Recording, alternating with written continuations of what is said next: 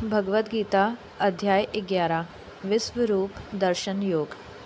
अर्जुन ने कहा, मुझ पर कृपा करने के लिए आपने जो परम गोपनीय आध्यात्मिक विषय ज्ञान दिया है, उस उपदेश से मेरा यह मोह दूर हो गया है। हे कमल नयन, मैंने आपसे समस्त सृष्टि की उत्पत्ति तथा प्रलय और आपकी अविनाशी महिमा का भी वर्णन विस्तार से सुना है।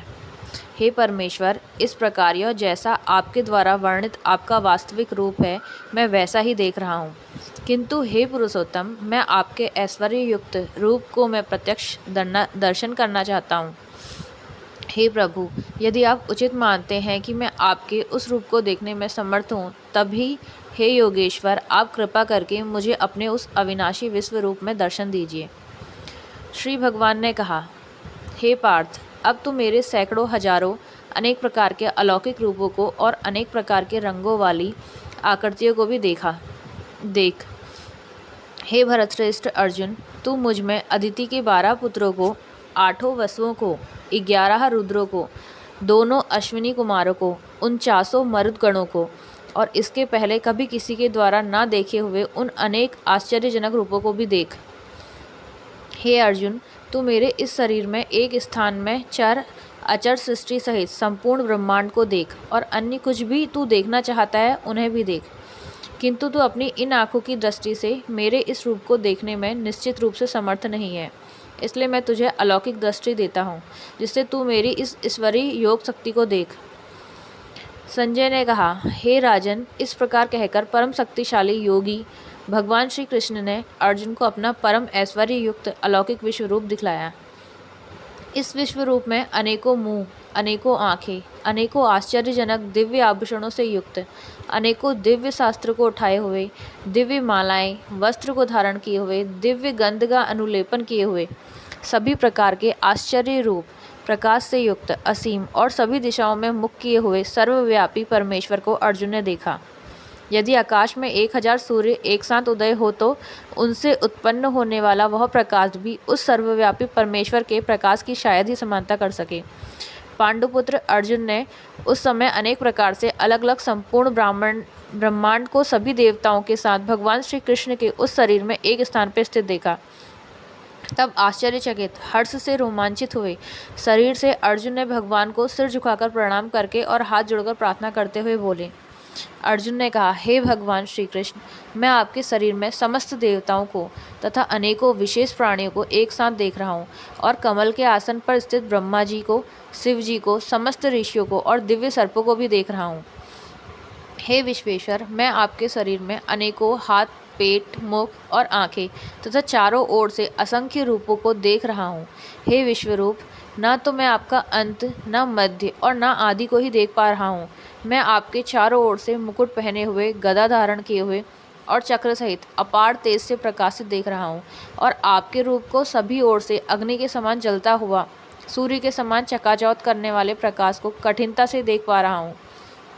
हे भगवान, आप ही जानने योग्य ब्रह्म परमात्मा हैं। आप ही इस जगत के परम आधार हैं। आप ही अविनाशी सनातन धर्म के पालक हैं और मेरी समझ से आप ही अविनाशी सनातन पुरुष हैं।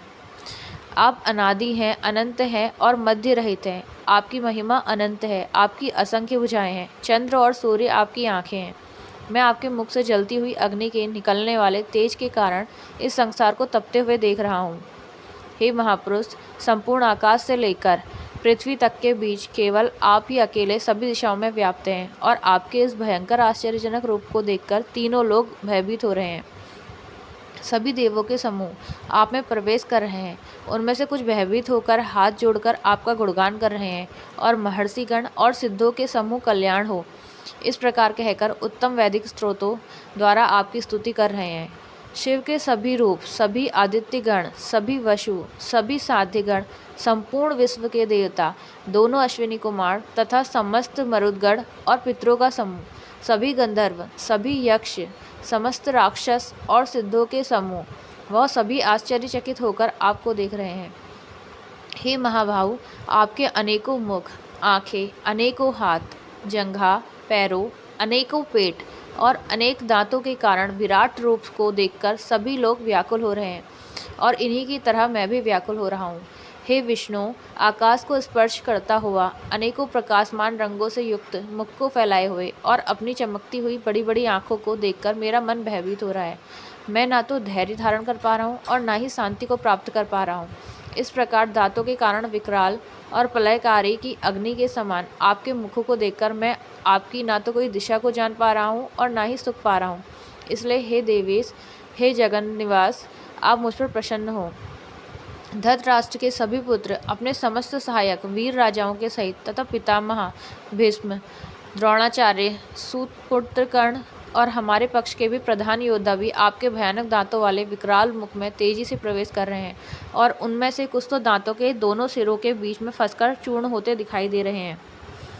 जिस प्रकार नदियों की अनेकों जलधाराएं बड़े वेग से समुद्र की ओर दौड़ती हुई प्रवेश करती है, उसी प्रकार सभी मनुष्य लोक के वीर योद्धा भी आपके आग बोलते हुए मुखों में प्रवेश कर रहे हैं।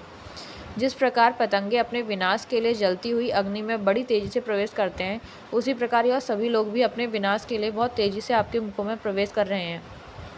हे विश्वव्यापी भगवान, आप उन समस्त लोगों को जलते हुए सभी मुखों द्वारा निगलते हुए सभी ओर से चाट रहे हैं और आपके भयंकर तेज प्रकाश की किरणें संपूर्ण ब्रह्मांड को आच्छादित करके झुलसा रही हैं। हे सभी देवताओं में श्रेष्ठ, कृपा करके आप मुझे बतलाइए कि आप इतने भयानक रूप वाले कौन हैं। मैं आपको नमस्कार करता हूँ। आप मुझ पर प्रसन्न हो। आप ही निश्चित रूप से आदि भगवान हैं। मैं आपको विशेष रूप से जानना चाहता हूँ, क्योंकि मैं आपके स्वभाव को नहीं जानता हूँ। श्री भगवान ने कहा, मैं इस संपूर्ण संसार का नष्ट करने वाला महाकाल हूँ। इस समय इन समस्त प्राणियों का नाश करने के लिए लगा हुआ हूँ। यहाँ स्थित सभी विपक्षी पक्ष के योद्धा तेरे युद्ध न करने पर भी भविष्य में नहीं रहेंगे। हे सव्यसाची, इसलिए तू यश को प्राप्त करने के लिए युद्ध करने के लिए खड़ा हो और शत्रु को जीतकर सुख संपन्न राज्य को भोग कर। यह सभी पहले ही मेरे ही द्वारा मारे जा चुके हैं। तू तो युद्ध में केवल निमित्त बना रहेगा। द्रोण, भीष्म, जयद्रथ, कर्ण और भी अन्य अनेक मेरे द्वारा मारे हुए इन महान योद्धाओं से तू बिना किसी भय से विचलित हुए युद्ध कर। इस युद्ध में तू ही निश्चित रूप से शत्रुओं को जीतेगा। संजय ने कहा, भगवान के इन वचनों को सुनकर अर्जुन ने हाथ जोड़कर बारंबार नमस्कार किया और फिर अत्यंत भय से कांपता हुआ प्रणाम करके अवरुद्ध स्वर से भगवान श्री कृष्ण से बोला। अर्जुन ने कहा, हे अंतर्यामी प्रभु, यह उचित ही है कि आपके नाम के कीर्तन से संपूर्ण संसार अत्यंत हर्षित होकर आपके प्रति अनुरक्त हो रहा है तथा आसुरी स्वभाव के प्राणी आपके भय के कारण इधर उधर भाग रहे हैं और सभी सिद्ध पुरुष आपको नमस्कार कर रहे हैं। हे महात्मा, यह सभी श्रेष्ठ जन आपको नमस्कार क्यों ना करें, क्योंकि आप ही ब्रह्मा को भी उत्पन्न करने वाले हैं। हे अनंत, हे देवादिदेव, हे जगत के आश्रय, आप अविनाशी, समस्त कारणों के मूल कारण और आप ही परम तत्व हैं। आप आदिदेव सनातन पुरुष हैं। आप इस संसार के परम आश्रय हैं। आप जानने योग्य हैं तथा आप ही जानने वाले हैं। आप ही परम धाम हैं और आपके द्वारा यह संसार अनंत रूपों में व्याप्त है। आप वायु, यम, अग्नि, वरुण, चंद्रमा तथा सभी प्राणियों के पिता ब्रह्म हैं और आप ही ब्रह्मा के पिता भी हैं। आपको बारंबार नमस्कार, आपको हजारों बार नमस्कार, नमस्कार हो, फिर भी आपको बार बार नमस्कार करता हूँ। हे असीम शक्तिमान, मैं आपको आगे से, पीछे से और सभी ओर से ही नमस्कार करता हूँ, क्योंकि आप ही सब कुछ हैं। आप अनंत पराक्रम के स्वामी हैं। आप ही से समस्त संसार व्याप्त है, अतः आप ही सब कुछ हैं। आपको अपना मित्र मानकर मैंने हठपूर्वक आपको हे कृष्ण, हे यादव, हे सखा, इस प्रकार आपकी महिमा को जाने बिना मूर्खतावश या प्रेमवश जो कुछ कहा है। हे अच्युत, यही नहीं, हंसी मजाक में आराम करते हुए, सोते हुए, बैठते हुए या भोजन करते हुए, कभी अकेले में या कभी मित्रों के सामने मैंने आपका जो अनादर किया है, उन सभी अपराधों के लिए मैं क्षमा मांगता हूँ। आप इस चल और अचल जगत के पिता और आप ही इस जगत में पूजनीय आध्यात्मिक गुरु हैं। हे अचिंत्य शक्ति वाले प्रभु, तीनों लोकों में अन्य ना तो कोई आपके समान हो सकता है और ना ही कोई आपसे बढ़कर हो सकता है। अतः मैं समस्त जीवों के पूजनीय भगवान के चरणों में गिरकर साष्टांग प्रणाम करके आपकी कृपा के लिए प्रार्थना करता हूँ। हे मेरे प्रभु, जिस प्रकार पिता अपने पुत्र के अपराधों को, मित्र अपने मित्र के अपराधों को और प्रेमी अपनी प्रिय के अपराधों को सहन कर लेता है, उसी प्रकार आप मेरे अपराधों को सहन करने की कृपा करें।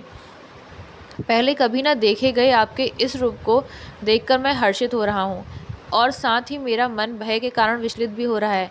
इसलिए हे देवताओं के स्वामी, हे जगत के आश्रय, आप मुझ पर प्रसन्न होकर अपने पुरुषोत्तम रूप को मुझे दिखलाइए। हे हजारों भुजाओं वाले विराट स्वरूप भगवान, मैं आपके मुकुट धारण किए हुए और हाथों में शंख, चक्र, गदा और पद्म लिए रूप का दर्शन करना चाहता हूँ। कृपा करके आप चतुर्भुज रूप में प्रकट हों। श्री भगवान ने कहा, हे अर्जुन, मैंने प्रसन्न होकर अपनी अंतरांगा शक्ति के प्रभाव से तुझे अपना दिव्य विश्वरूप दिखाया है।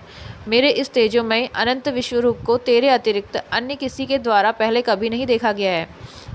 हे कुरुश्रेष्ठ, मेरे इस विश्वरूप को मनुष्य लोक में ना तो यज्ञों के द्वारा, ना वेदों के अध्ययन द्वारा, न दान के द्वारा, न पुण्य कर्मों के द्वारा और न कठिन तपस्या द्वारा ही देखा जाना संभव है। मेरे इस विश्वरूप को तेरे अतिरिक्त अन्य किसी के द्वारा पहले कभी नहीं देखा गया। हे मेरे परम भक्त, तू मेरे इस विकराल रूप को देखकर ना तो अधिक विचलित हो और ना ही मोहग्रस्त हो। अब तू पुनः सभी चिंताओं से मुक्त होकर प्रसन्न चित्त से मेरे इस चतुर्भुज रूप को देख। संजय ने कहा, वासुदेव, भगवान श्री कृष्ण ने अर्जुन से इस प्रकार कहने के बाद अपना विष्णु स्वरूप चतुर्भुज रूप को प्रकट किया और फिर 2 भुजाओं वाले मनुष्य स्वरूप को प्रदर्शित करके भयभीत अर्जुन को धैर्य बधाया। अर्जुन ने कहा, हे जनार्दन, आपके इस अत्यंत सुंदर मनुष्य रूप को देखकर अब मैं स्थिरचित हो गया हूँ और अपनी स्वाभाविक स्थिति को प्राप्त हो गया हूँ।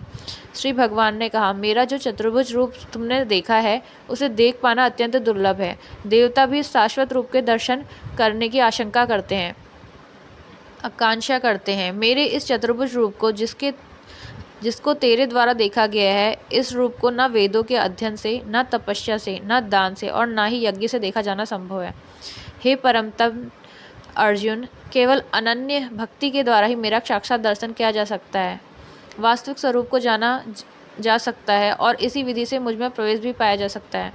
हे पांडुपुत्र, जो मनुष्य केवल मेरी शरण होकर मेरे ही लिए संपूर्ण कर्तव्य कर्म को करता है, मेरी भक्ति में स्थित रहता है, सभी कामनाओं से मुक्त रहता है और समस्त प्राणियों से मैत्री भाव रखता है, वह मनुष्य निश्चित रूप से ही मुझे प्राप्त करता है। इस प्रकार उपनिषद, ब्रह्म विद्या तथा योग शास्त्र रूप श्रीमद् भगवद गीता के श्री कृष्ण अर्जुन संवाद में विश्व रूप दर्शन योग नाम का 11वां अध्याय संपूर्ण हुआ। हरि ओम तत्सत।